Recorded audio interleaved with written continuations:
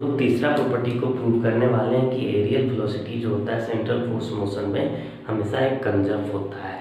तो areal velocity क्या होता है ये भी जानना जरूरी है। इसके लिए हम लोग बिल्कुल पूरा का पूरा वीडियो देखिएगा अंत तक, ठीक है। हाँ, तो देखिए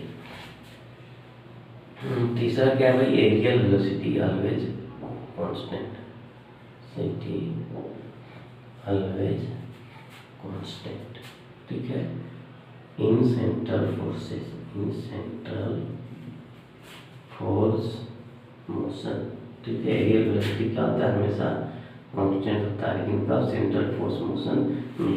देखो भाई, अगर हम क्या करें, ये एक प्लानिटरी मोशन को कंसीडर करें।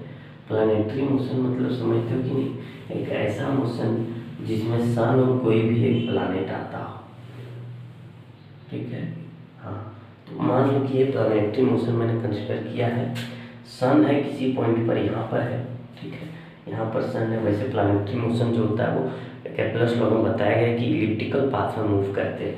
इसका मतलब इसका दो फोकस होगा, एक फोकस यहाँ, एक फोकस यहाँ। अगर कोई भी एक फोकस पर सन को मान ले तो प्लानेट हमेशा इसी पाथ में मूव करता है। तो हम लोग जो है सो यहाँ पर सिंपल सा कैलकुलेशन करते हैं।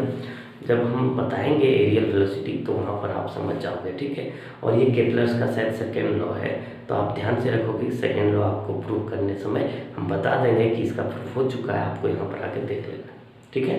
हाँ, तो यहाँ से मान लेते हैं कि एक समय एक प्लानेट जो था सो यहाँ पर था, एक प्लानेट जो था सो यहाँ पर था। उसमें उसका यहाँ से यहाँ तक का जो डिस्टेंस था वो आर था। कितना था बेटा, आर।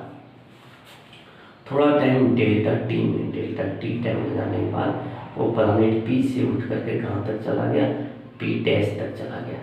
और यहाँ से यहाँ कितना दूरी तय किया, डेल्टा आर। तो ये डिस्टेंस कितना हो गया भाई, आर प्लस डेल्टा आर हो गया। कितना हो गया, आर प्लस डेल्टा आर। अगर हम लोग बिल्कुल नगण्य मान लें कि जो डिस्टेंस है वो बहुत कम है, ज़्यादा नहीं कम है, तो ये जो होगा एक स्ट्रेट लाइन का फॉर्मेशन करेगा। क्या फॉर्म करेगा, स्ट्रेट लाइन का, स्ट्रेट लाइन का, ठीक है। यहाँ पर ये कहा जाता है एरियल वेलोसिटी कांस्टेंट रहने का मतलब आप समझो कि अगर एक समय हुआ डेल्टा टी, जब ऑब्जेक्ट जो है सो एक प्लैनेट जो है सो इतना एरिया कवर किया डेल्टा टी में, तो अगले डेल्टा टी जब होगा तब भी ऑब्जेक्ट इतना ही एरिया कवर करेगा।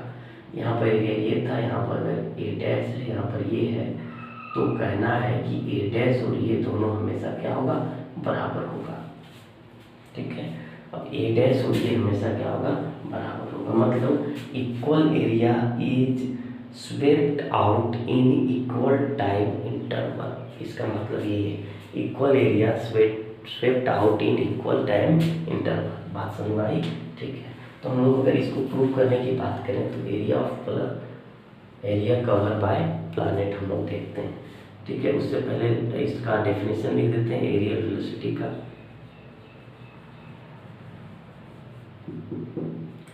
ठीक है, area of a planet, area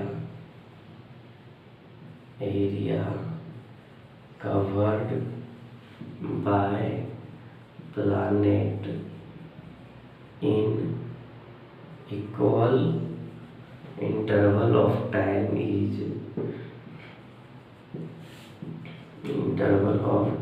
is always equal. ये भी प्रॉपर्टीज ऑफ मैटर में ही है, याद रहेगा, ठीक है। Area covered by planet in equal interval of time is always equal, ठीक है। वही स्टेटमेंट था। हम लोग इसको प्रूफ करना चाह रहे हैं, तो प्रूफ में क्या है भाई, प्रूफ में हमको मानना पड़ेगा let us consider a planetary motion, consider a planetary motion, ठीक है। एक प्लैनेटरी मोशन को हम लोग क्या करते हैं, कंसीडर करते हैं, ठीक है। Which is shown in figure, लिख दो direct, which is shown in figure. Figure बढ़िया से बना लिए होंगे आप, ठीक है। बस इतना ही लिखना है आपको। इसके बाद जो है हम लोग आगे की ओर बढ़ा करेंगे, ठीक है। नोट कर लिए, नोट कर लीजिए इतना, ठीक है। अब आगे देखिए,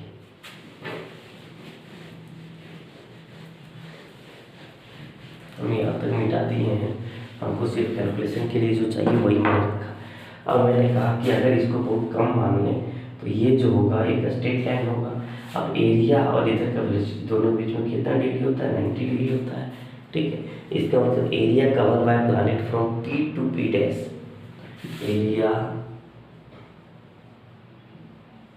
covered by planet from P to P dash equal to कितना होगा, 1/2 होता है जी आधार गुना ऊंचाई।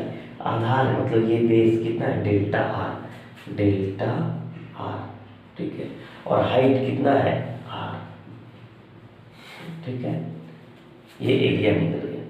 क्या निकल गया, एरिया, जो कि क्या है, डी ए मान लेते हैं इसको, क्योंकि डेल्टा आर में चल रहा है तो डी ए इक्वल टू हो जाएगा 1/2 आधार गुना ऊंचाई। इसको थोड़ा एक्सचेंज कर दो, क्रॉस प्रोडक्ट नहीं है यहाँ पर, गुना कर ले, आर क्रॉस डेल्टा आर। ठीक है, कोई दिक्कत नहीं होगा। अब दोनों तरफ डेल्टा टी से डिवाइड मारो, इसको डेल्टा ए मारो, dividing both side by delta T, both sides by delta T. तो delta A by delta T will be equal to 1/2 R cross delta R by delta T. ठीक है, तो तरफ मैंने क्या किया, डेल्टा टी से डिवाइड किया। Taking limit delta T tends to 0। अब दोनों तरफ लिमिट लेते हैं कि जो डेल्टा टी है वो 0 के करीब है, 0 नहीं है, 0 के करीब है। ठीक है, टेकिंग लिमिट डेट, अब ले लेते हैं लिमिट, लिख लीजिएगा आप यहाँ पर, taking limit delta T tends to 0। ठीक है, बोथ साइड। अब यहाँ पर हम लोग लिमिट ले लिए हैं कि डेल्टा टी जो होगा वो क्या हो जाएगा, 0 के करीब आ जाएगा। Delta A by delta T will be equal to 1/2 R into, यहाँ पर फिर से लिमिट ले लिए हमने, delta T tends to 0 delta R by delta T.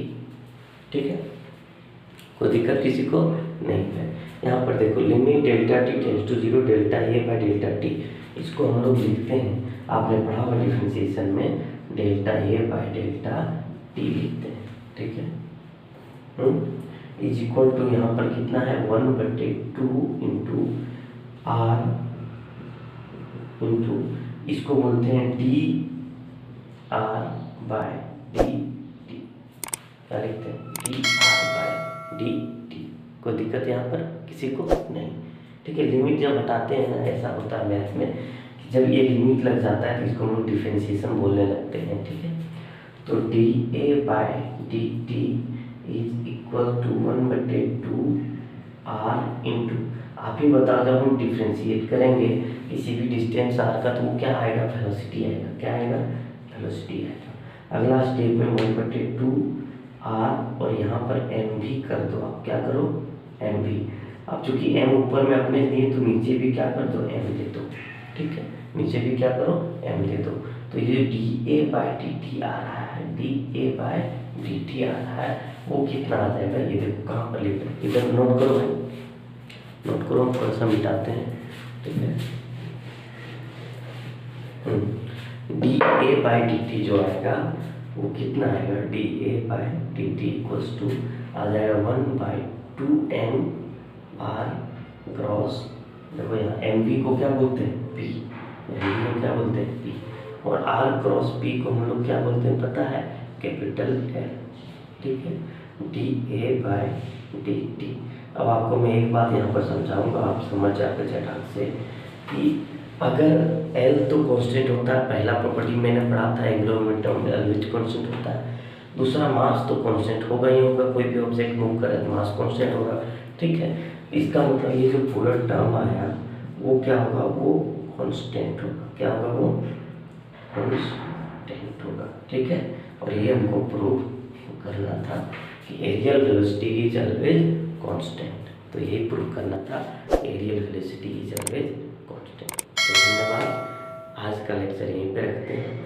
एक और प्रॉपर्टी बच गया है, उसका प्रूफ हम लोग करेंगे नेक्स्ट